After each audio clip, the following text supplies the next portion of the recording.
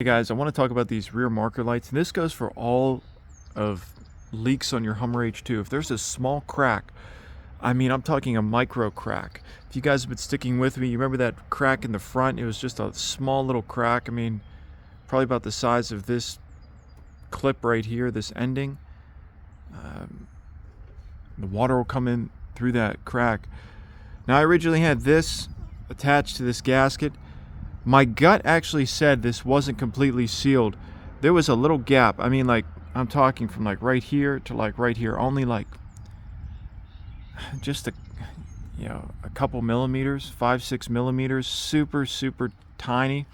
And what do you know, when I was checking for leaks this morning after a really crazy storm, I did find some water leaks right there. So when you're putting these on, don't feel guilty about putting too much gasket sealer on. You can always scrape some of it off, but I use the clear stuff, and if it's going to come across the edge, this is going to cover up most of it.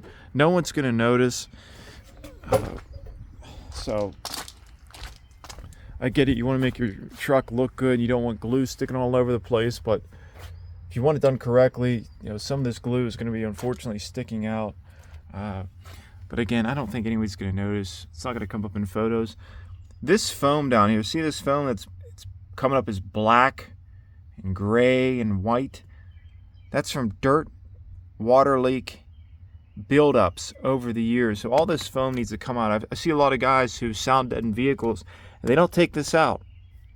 They leave it in there. I'm going to make sure I take that out.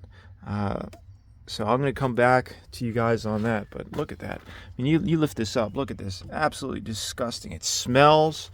It's always wet. Now, it wasn't as leaky as it was before.